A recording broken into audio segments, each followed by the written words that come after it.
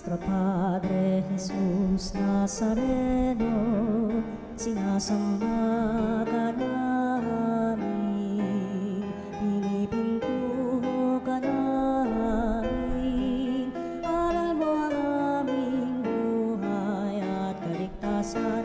Nuestro Padre Jesus Nazareno, iligtas mo kami sa kamatayan, ang krus mong pinamatayan ay sagisag ng aming kaligtasan. Nuestro Padre Jesus Nazareno, dinarangal ka namin. Nuestro Padre Jesus Nazareno, inulwalhati ka namin. Nuestro Padre Jesus Nazareno, inarangal ka namin. Nuestro Padre Jesus Nazareno, inulwalhati ka namin.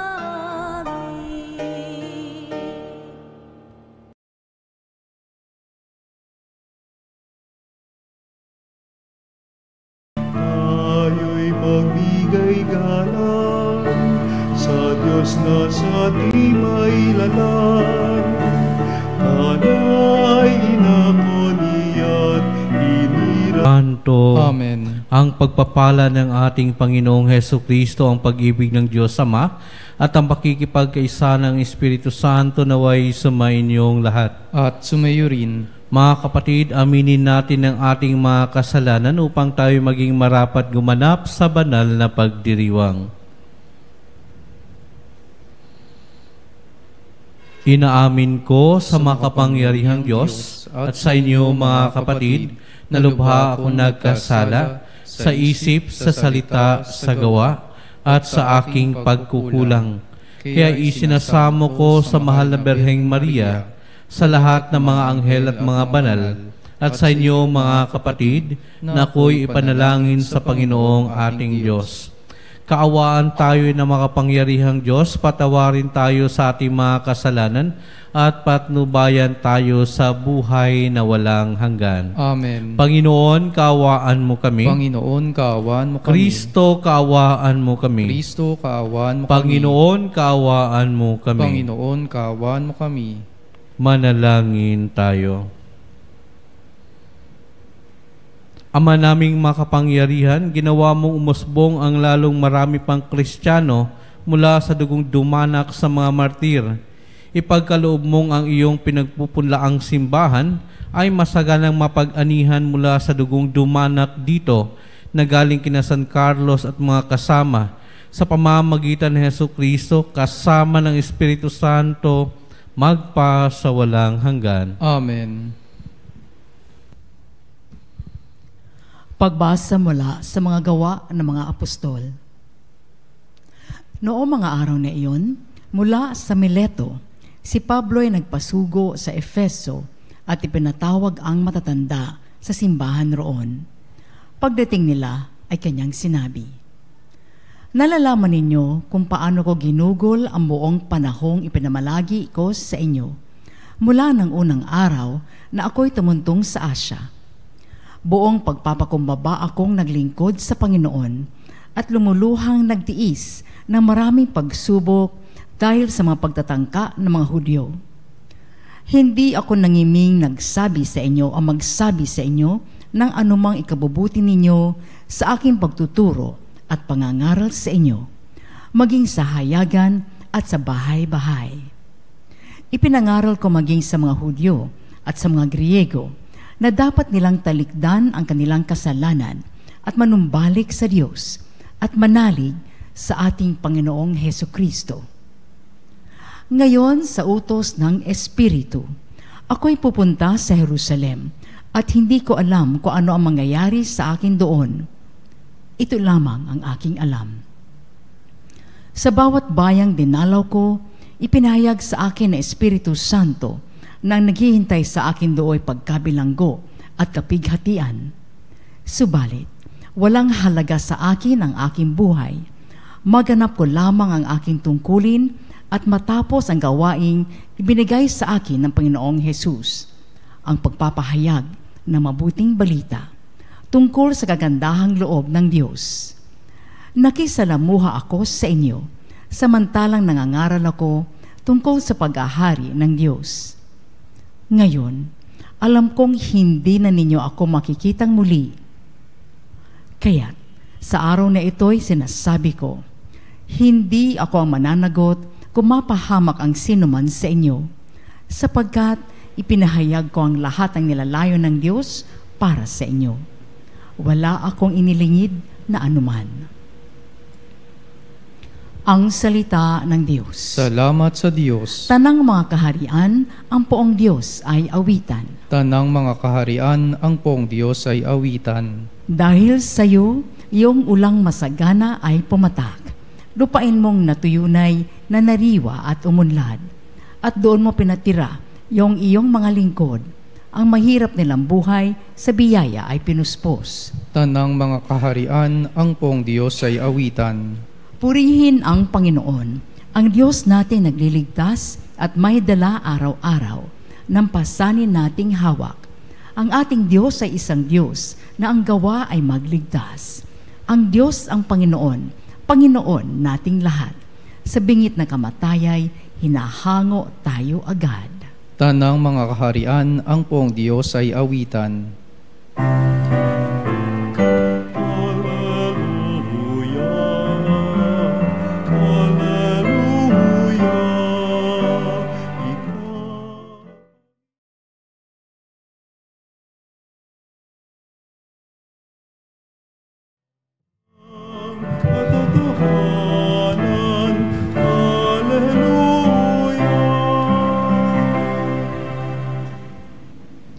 Sumainyo ang Panginoon At sumayo rin. ang mabuting balita ng Panginoon ayon kay San Juan. Papuri sa iyo, Panginoon. Noong panahong iyon, tumingala si Jesus sa langit at ang wika, Ama, dumating na ang oras. Parangalan mo ang iyong anak upang maparangalan ka naman niya. Sapagkat pinagkalooban mo siya ng kapangyarihan sa sangkatauhan upang magbigay ng buhay na walang hanggan sa lahat ng ibinigay mo sa Kanya. Ito ang buhay na walang hanggan, ang kilalanin kanila, ang iisa at tunay na Diyos at si Jesucristo na iyong sinugo. Inihayag ko rito sa lupa ang iyong karangalan, natapos ko na ang ipinagagawa mo sa akin. Kaya Ama, ipagkaloob mo sa akin ngayon ang karangalang taglay ko sa piling mo bago palikhain ang sanlibutan. Ipinakikilala kita sa mga taong ibinigay mo sa akin mula sa sanlibutan. Sila'y iyo, ibinigay mo sila sa akin at tinupad nila ang iyong salita. Ngayon alam na nilang mula sa iyo ang lahat ng ibinigay mo sa akin, sapagkat itinuro ko sa kanila ang lahat ng aking nabatid sa iyo at tinanggap naman nila. Natitiyak lang ako'y galing sa iyo at naniniwala silang ikaw nga ang nagsugo sa akin. Idinadalangin ko sila, hindi ang sanlibutan, kundi ang lahat ng ibinibigay mo sa akin, sapagkat sila'y iyo. Ang lahat ng akin ay iyo, at ang lahat ng iyo ay akin, at pararangalan ako sa pamamagitan nila. At ngayon, ako'y pupuntahan na sa iyo. Aalis na ako sa sanlibutan, ngunit nasa sanlibutan pa sila. Mga kapatid, ang mabuting balita ng Panginoon. Pinupuri ka namin, Panginoong Hesukristo.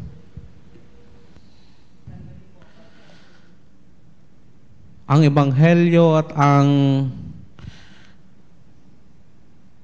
pag-alaala natin sa buhay ni St. Charles Luanga at ang kanyang mga kasama ay nagbibigay sa atin ng isang punto.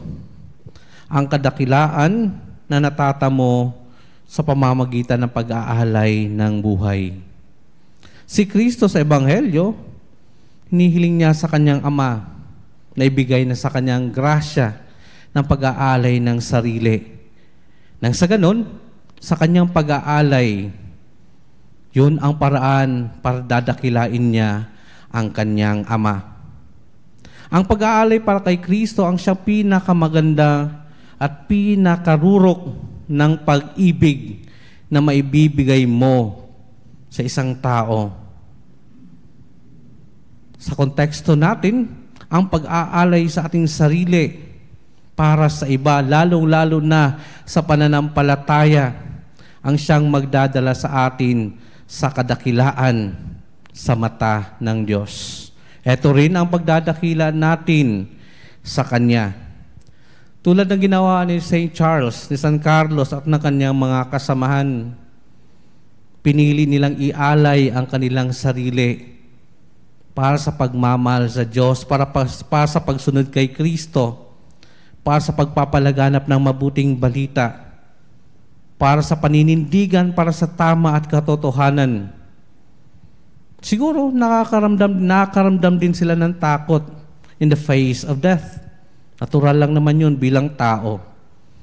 Pero mas nananaig pa rin sa kanila ang tapang, ang lakas, ang pagmamahal nila sa Ebanghelyo, ang pagmamahal nila kay Kristo. Kung matatandaan natin, before Jesus faced His passion and death, nung siya nagdasal sa Garden ng Gethsemane, mismo si Kristo, natakot din. Sinabi niya sa kanyang ama, if you can take away this cup, but if it is your will be done. Ganon din na nangyari kina St. Charles. Natakot din sila. Sigurado ako doon. Ngunit, mas binigyan nila ng diin, mas binigyan nila ng halaga ang pagmamahal nila sa Ebanghelyo, ang pagmamahal nila kay Kristo. Kaya sila'y naging matapang, sila'y naging malakas in the face of trials and even death. That's why the gospel today, ang Ebanghelyo sa araw na ito at ang pagbabalik tanaw natin sa buhay ni St. Charles Loanga at mga kasamaan ay naghahamon sa ating lahat na tayo din kaya ding maging martir. Tayo din ay iniimbitahang mag-aalay ng ating sarili, lalong-lalo na para sa ating pananampalataya. Tayo din ay may kakayahang manindigan para sa tama at katotohanan, sa tulong na rin at grasya at pagpapala ng ating Panginoon. Kung nararamdaman mong maraming nagagalit sa iyo, maraming naiinis sa iyo, maraming nang aaway sa iyo dahil mas pinili mo ang tama, dahil mas pinili mong manindigan sa katotohanan, dahil mas pinili mong magsalita para itama ang mali, then you are on the right track. Nasa tamang daan ka. At kung nararamdaman mo yung napakaraming tukso sa paligid mo, how do you respond to it? Kung sasabihin mong, iniwasan ko, Father, sa aking lakas.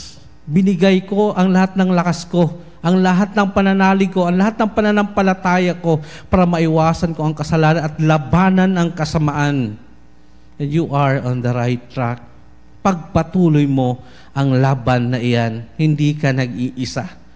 Kasama mo palagi si Kristong lumalaban sa kasamaan. Kasama mo si Kristong andyan, nakaagapay at gumagabay sa iyo at nagbibigay proteksyon sa iyo laban sa tukso at kasalanan. We can be a martyr in our own way. Kailangan mo lang maging tapat, kailangan mo lang maging manindigan, kailangan mo lang mahalin ng tunay ang Ebanghelyo at ang ating Panginoong Hesukristo. Sa pagpapatuloy nating banal na misa, hilingin natin sa Espiritu Santo ang tapang at ang lakas sa tulong na rin ng mga panalangin ni St. Charles at ang kanyang mga kasamahan. Nang sa ganun katulad nila, tayo rin sa ating abot na ating makakaya, tayo rin ay maging martir para sa ating pananampalataya. Tayo rin ay maging dakila sa mata ng Diyos. Ipagdasal natin na sana anumang tukso, anumang pagsubok na darating sa ating buhay, kasama palagi natin ang Espiritu Santo patuloy na gumagabay, nagbibigay lakas, nagbibigay ng tapang sa atin, sa ating pananampalataya, sa ating buhay, sa ating puso. Nang sa ganon, katulad ni Kristo, katulad ng mga banal, katulad ng mga martir, dadakilain natin ng Diyos sa ating pananampalataya at nang sa ganon, maging dakila rin tayo sa mata ng ating Diyos. Amen.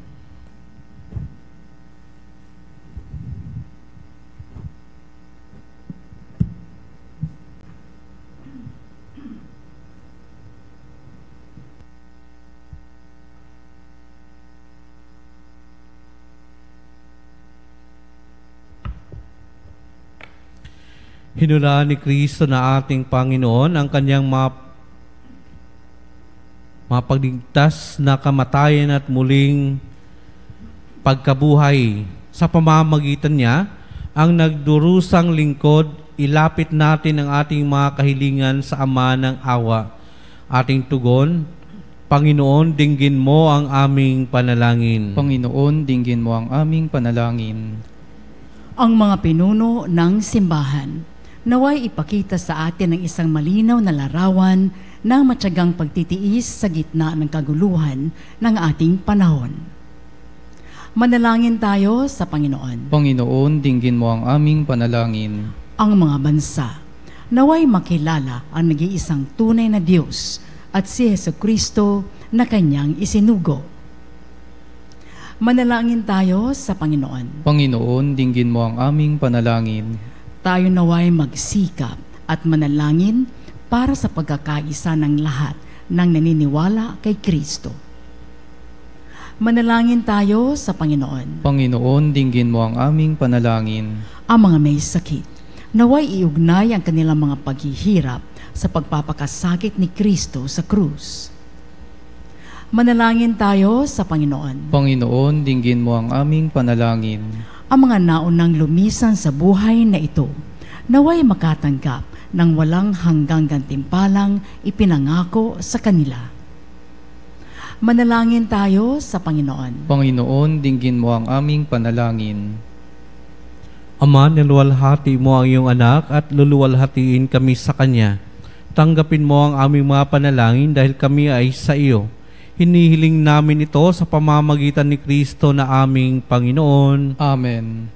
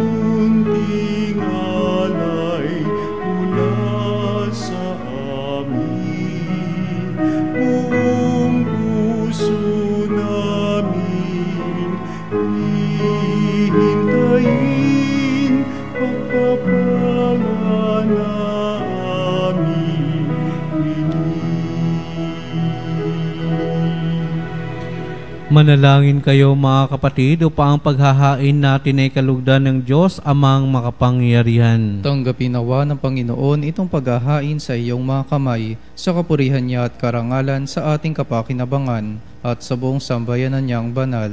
Ama naming lumikha, kaming naghahain ng mga alay ay nagsusumamo na maganap nawa namin ang paglilingkod na ito. Katulad ng mga martir na ginawaran mo ng kakayanan, na mamamatay kaysa ikaw ay talikdan. Kami naway makapaghandog ng may kaluubang nakatalaga sa iyo sa pamamagitan ng Hesukristo kasama ng Espiritu Santo magpa sa walang hanggan. Amen.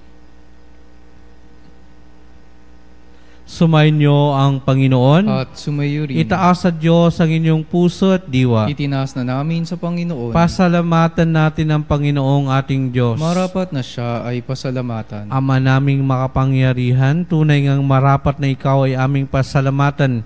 Ngayong aming kagalakan na si San Carlos at mga kasamahan ay parangalan. Siya'y kapanalig naming may paninindigan na ikaw ay pahayag kahit siya'y mamamatay, sapagkat minarapat mong kanyang matularan ang iyong anak na naghain ng sariling buhay. Tulad ng naganap sa iyong anak, ang dugo ng mga martir ay dumanak, hindi dahil sa katatagang likas, kundi dahil sa iyong bigay na lakas. Kaya kaisa na mga anghel na nagsisiawit ng papuri sa iyo nang walang humpay sa kalangitan, kami nagbubunyi sa iyong kadakilaan. Santo, Santo, Santo, Diyos na makapangyarihan, napupuno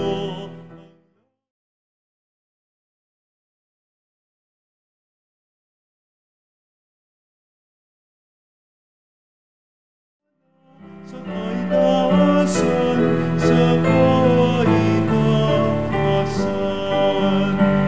pinagdala ang naparirito, sa ngalan ng Panginoon. Hosana, Hosana, sa kaitaasan, sa kaitaasan.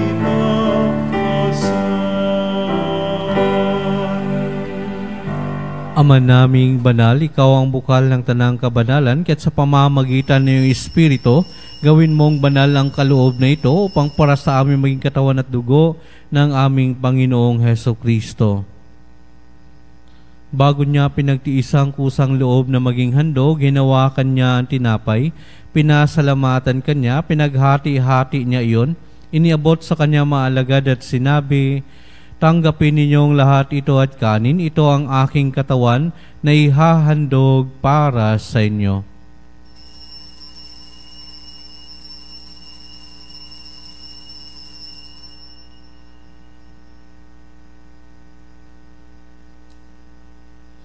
Gayon din naman nung matapos ang hapunan, hinawakan niya ang kalis, muli kanyang pinasalamatan, iniabot niya ang kalis sa kanyang maalagad at sinabi, "Tanggapin ninyong lahat ito at inumin.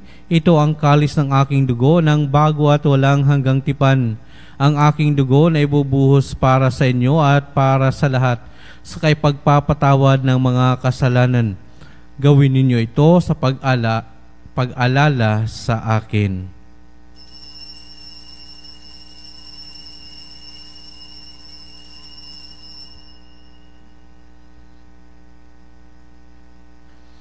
Ipagbunyi natin ang misteryo ng pananampalataya.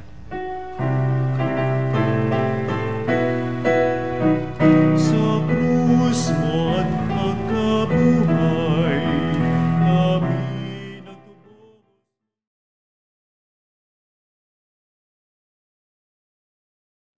Aming mahal, iligtas mo kaming tanan. Poong Jesus, aming mahal, ngayon at magpakailanman. Ama, ginagawa namin ngayon ang pag-alala sa pagkamatay at muling pagkabuhay ng iyong anak. Kaya't niaalay namin sa iyo ang tinapay na nagbibigay buhay at ang kalis na nagkakaloob ng kaligtasan. Kami nagpapasalamat dahil kami yung minarapat na tumayo sa harap mo para maglingkod sa iyo. Isinasamo namin kami magsasalo-salo sa katawan at dugo ni Kristo ay mabuklod sa pagkakaisa sa pamamagitan ng Espiritu Santo. Ama, lingapin mo yung simbahang laganap sa buong daigdig, puspusin mo kami sa pag-ibig, kaisa ni Leon na aming Papa at ni Elias na aming Obispo at ng Tanang Kaparian. Alalahanin mo rin ang mga kapatid naming nahimlay na may pag-asang sila'y muling mabubuhay. gayon din ang lahat ng mga pumanaw. Kaawaan mo sila at patuloyin sa iyong kaliwanagan. Kaawaan mo at pagindapatin kami lahat na makasalo sa iyong buhay na walang wakas. Kaisa ng mahal na Berheng Maria na Ina ng Diyos, kaisa ng mga apostol at ng lahat ng mga banal na namuhay dito sa daigdig ng kalugod-lugod sa iyo, may pagdiwang nawa namin ang pagpupuri sa ikararangal mo sa pamamagitan ng iyong anak na aming Panginoong Heso Kristo. Sa pamamagitan ni Kristo, kasama niya at sa Kanya, ang lahat ng parangal at papuri ay sa iyo, Diyos Amang makapangyarihan, kasama ng Espiritu Santo, magpa sa walang hanggan.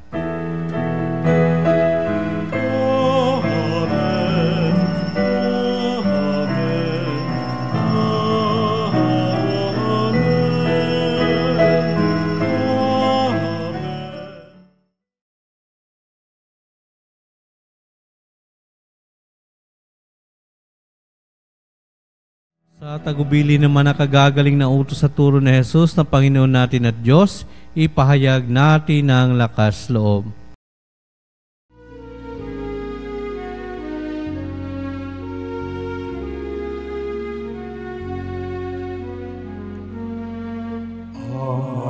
Namin sumasalangit ka, sambahin ang ngalan mo. Mapasa amin ang kaharian mo, sundin ang loob mo. Dito sa lupa para ng sa langit, bigyan mo kami ngayon ng aming kakanin sa araw-araw, at patawarin mo ang aming mga sala para ng pagpapatawad namin sa nagkakasala sa amin. At huwag mo kami ipahintulot sa tukso, at iadya mo kami sa lahat ng masama.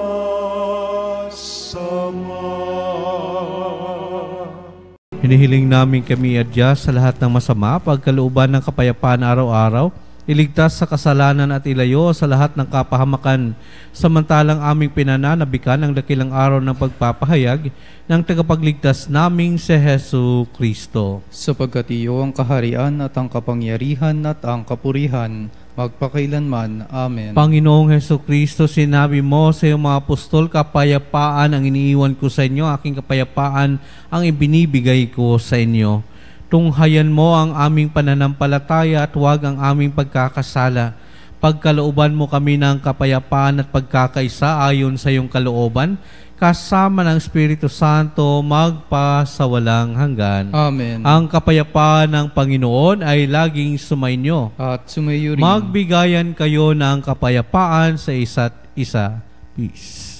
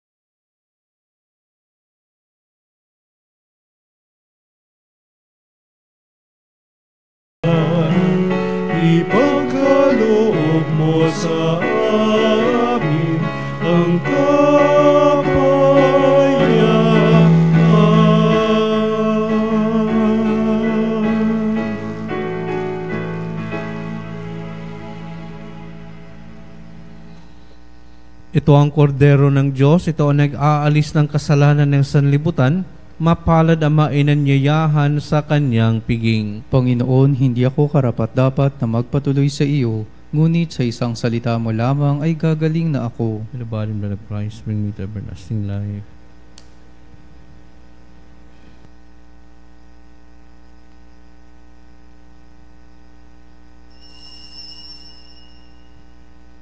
Mga kapanalig, ating dasalin ang komunyong espiritual. O Jesus, nananalig ako sa pananahan mo sa kabanal-banalang sakramento. Minamahal kita higit sa lahat at hangad ka ng aking kaluluwa. Hindi ko man matatanggap ngayon ang iyong katawan at dugo, inaasahan ko na patuloy kang mamumuhay sa aking puso. Naniniwala ako na narito ka at kaisa ka ng aking buong pagkatao. Huwag mong ipahintulot na mawalay ako sa iyo. Amen. Panalangin Mahal sa na ina ng laging saklolo, buhat sa krus, ibinigay ka sa amin ni Jesus upang maging ina namin. Ikaw ang pinakamabait, pinakamasintahin sa lahat ng mga ina.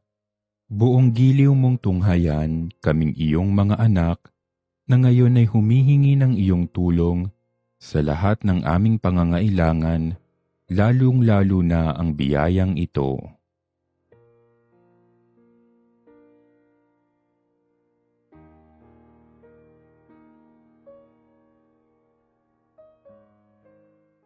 Buong tiwala naming isinasalalay ang aming sarili sa iyong pagkalinga at lubos na umaasa sa iyong mapagmalasakit na panalangin.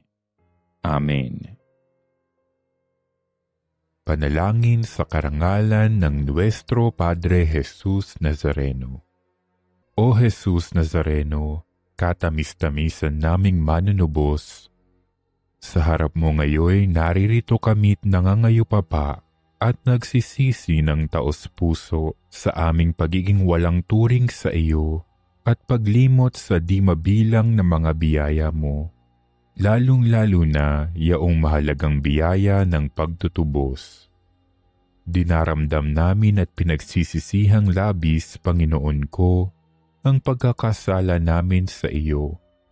Ikinalulungkot namin ang pagiging dahilan ng pagpapasan mo ng krus na iyan sa gitna ng mga hirap at kapaitan hanggang sa inihandog mo ang iyong buhay sa bundok ng Kalbaryo sa pagkaibig mo lamang na matubos kami at ang sangkatauhan mula sa sala.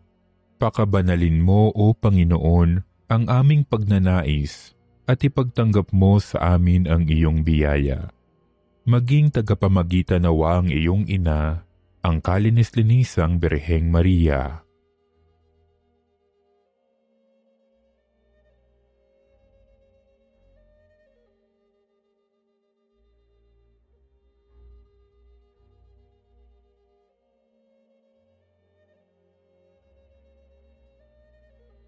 Ama naming makapangyarihan, niloob mong akuin ang iyong anak, ang krus at kamatayan, upang ang sangkatauhan ay matubos at mabuhay. Ang pag-ako namin sa krus at kamatayan dito sa lupa, ayon sa diwa ng pagsunod sa iyong loob, na ginanap ng iyong anak, ay magpagindapat nawa naming kamtin ang lubos na katubusan at pagkabuhay sa iyong piling, sa pamamagitan ni Hesukristo, kasama ng Espiritu Santo, magpasawalang hanggan. Amen. Nuestro Padre Jesus Nazareno, Panginoon namin at Diyos, kaawaan mo kami.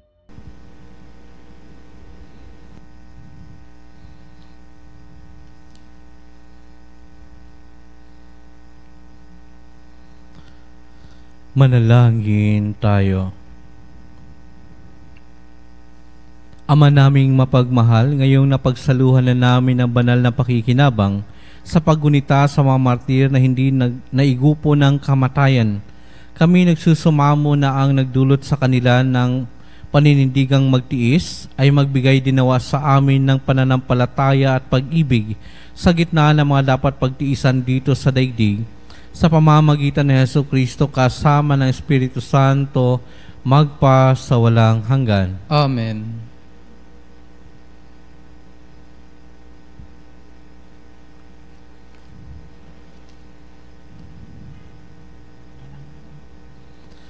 Panalangin para sa lahat ng may karamdaman. Panginoon naming Diyos, Ikaw ang dakilang manggagamot at akbagpagaling. Sa oras na ito, itinataas namin sa iyo ang lahat ng may sakit, physical man, emotional o espiritual. Hipuin mo po sila ng iyong mapaghimalang kamay at pagalingin ayon sa iyong banal na kalooban.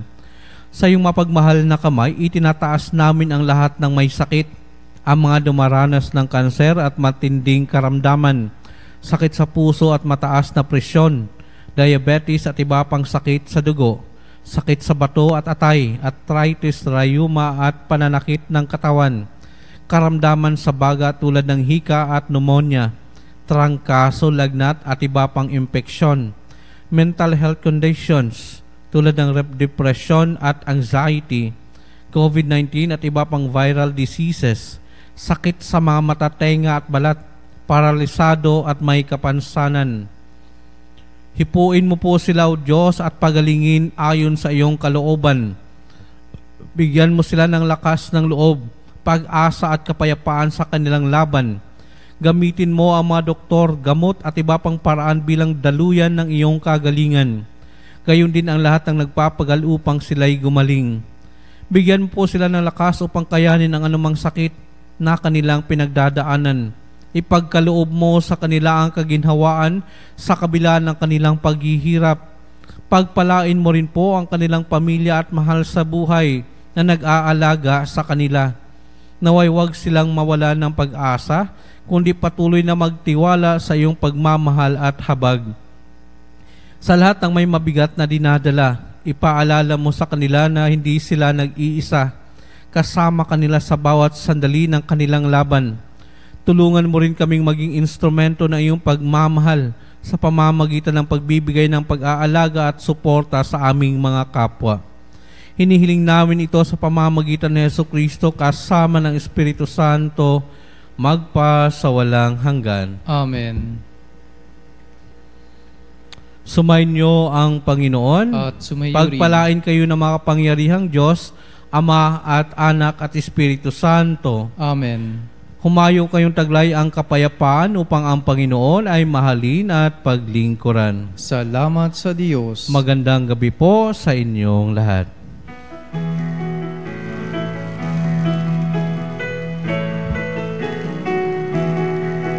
Magsinawit kayo sa Panginoon.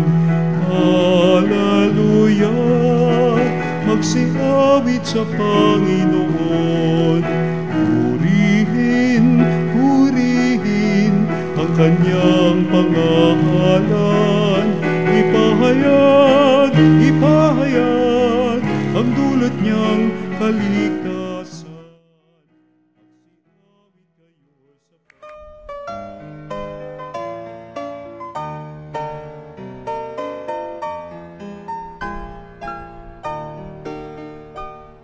Nuestro Padre Jesus Nazareno, sinasamba ka namin, pinipintuho ka namin, aral mo ang aming buhay at kaligtasan.